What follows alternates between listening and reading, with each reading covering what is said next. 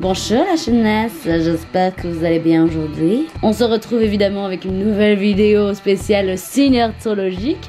Nous sommes au mois de mars et qu'est-ce qui se passe au mois de mars? Nous suivons le signe du poisson frit, voilà. D'ailleurs, je vois tous vos petits commentaires qui me disent fais la balance, fais le scorpion, fais le taureau. Oui mes gars, chaque signe correspond à chaque mois. Je ne sais pas faire plus de signes par mois que un, malheureusement. Désolée, je n'ai pas le time. Je commence du coup comme d'habitude avec ma petite description de ce signe merveilleux. Alors le poisson est une personne intuitive, positive, souriante et à l'écoute. C'est déjà super génial. C'est vraiment un très chouette point. Il est tenace et parfois très têtu.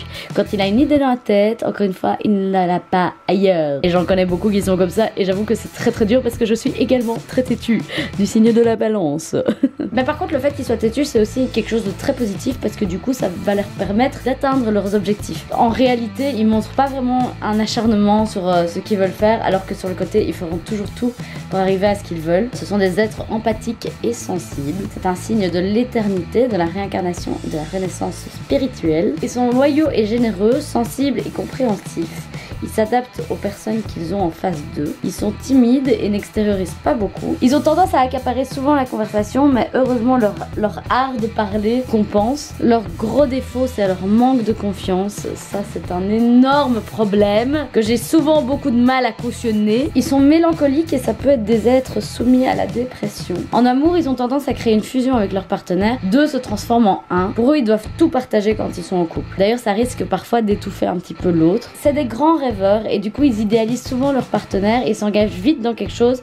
Et après, par la suite, ils voient les vrais visages. Du coup, ils peuvent avoir tendance à être un petit peu déçus. Au niveau du travail, c'est des fidèles collaborateurs. Au niveau de la compatibilité, ils sont compatibles avec les cancers, les capricornes, les scorpions et les taureaux. Leur élément est l'eau, leur planète c'est Neptune, leur couleur c'est le bleu, le vert et le jaune et leur pierre c'est l'améthyste.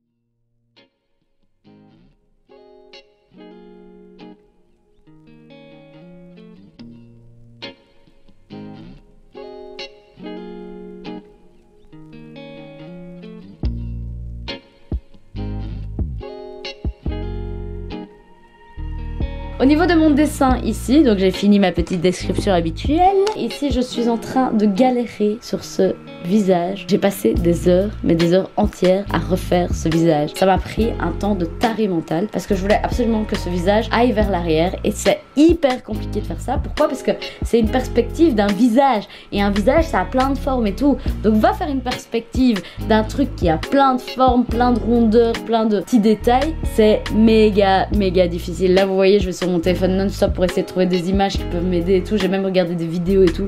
Ça m'a pris un temps de malade. Ensuite au niveau de la forme, là vous voyez, je suis en train de faire deux personnages qui tournent un peu comme le yin et le yang, comme le poisson, le signe du poisson. On voit toujours un poisson qui a la tête vers le haut et l'autre qui a la tête vers le bas. Et du coup c'est vraiment exactement ce que j'ai voulu représenter avec deux femmes.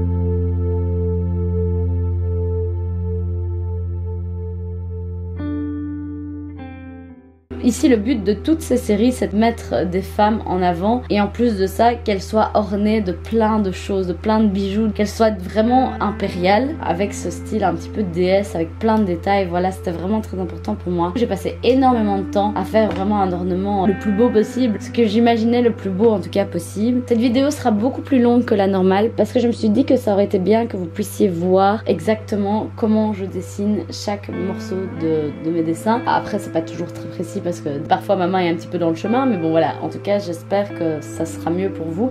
N'hésitez pas à me dire en commentaire si vous préférez comme ça ou si vous préférez comme avant, où la vidéo est plus courte mais du coup elle va plus vite et du coup on voit moins de détails. Je ne sais pas ce que vous préférez, dites-le moi en commentaire. L'idée c'est de nouveau mettre ces femmes en valeur, montrer des femmes un petit peu lascives, un petit peu princesses, un petit peu reines. On le voit d'ailleurs dans ces dessins, l'ornement a énormément d'impact pour moi et énormément d'importance. Je suis très fort inspirée, comme je disais, par les palettes Juvia's Place où ces personnages ont énormément de détails au niveau du cou, au niveau du visage, au niveau de tout, et je trouve ça très joli, donc c'est vraiment ce que j'ai envie de mettre en valeur dans mes dessins à moi. Au niveau des techniques, pour la chevelure de ce personnage, j'avais utilisé du Posca en couleur dorée que j'ai été redessiné avec juste des simples feutres noirs et avec du Posca blanc aussi pour recréer un volume en fait. C'est ça qui fait que ça fait vraiment un effet doré. Je me suis rendu compte que si on utilisait le Posca doré tout seul, ça marchait pas parce que du coup ça faisait un peu plat en fait. Pareil pour les vêtements d'ailleurs, les vêtements on retrouve de la couleur, mais j'ai rajouté des ombrages pour le rendre plus réaliste. J'aimerais bien que ce soit encore plus réaliste, mais pour l'instant c'est encore en travail, ça va venir je l'espère.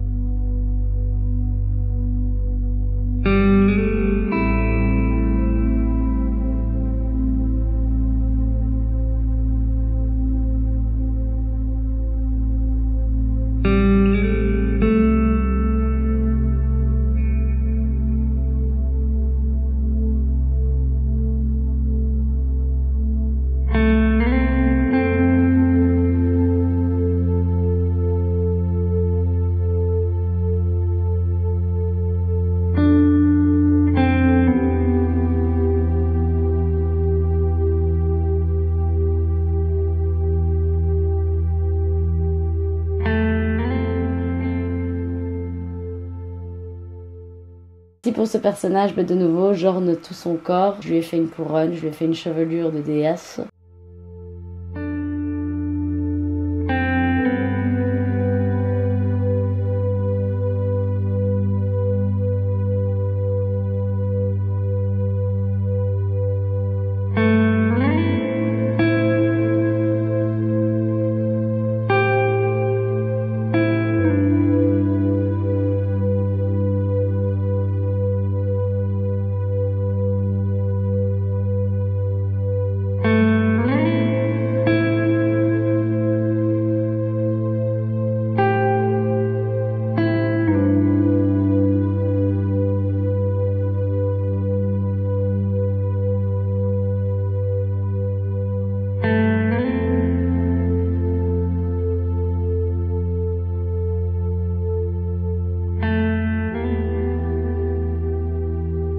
Hello, bonjour la jeunesse, mon dessin est finally over. J'espère qu'il vous a plu, j'ai passé beaucoup de temps dessus. Vous voyez quand même les détails, hein. Il y a quand même beaucoup de détails que j'ai mis dessus. Et puis sur la couette de mademoiselle ici présente. Voilà, on a beaucoup de détails. En fait, c'est chouette parce que je vois que mes dessins, au fur et à mesure, ils commencent à évoluer. Le premier dessin Capricorne de janvier, il n'a pas autant de technique que celui de maintenant, je trouve. Donc c'est cool, on voit vraiment une évolution. J'espère que ça vous aura plu. N'hésitez pas à me dire en commentaire quel dessin astro vous a le plus plu jusqu'à maintenant. Moi, je crois que c'est un de mes préférés. Et puis c'est chouette parce que vraiment, on peut le voir dans tous les angles, ce dessin. On peut tourner vraiment autour du dessin. Si j'avais vraiment décidé de faire un style un peu plus années 20, comme ça, avec beaucoup d'ornements, tout ça, c'est vraiment très sympa, j'aime beaucoup. Et puis ce côté longue queue qui entoure la queue de la sirène. Enfin vraiment voilà. N'hésitez pas à me dire si ça vous a plu. Et puis on se voit très bientôt pour une prochaine vidéo avec un nouveau signe astrologique. Parce que je suis à fond la caisse sur tout ce qui est dessin en ce moment. Je suis hyper fière de moi. Trop bien. La bise les poulets.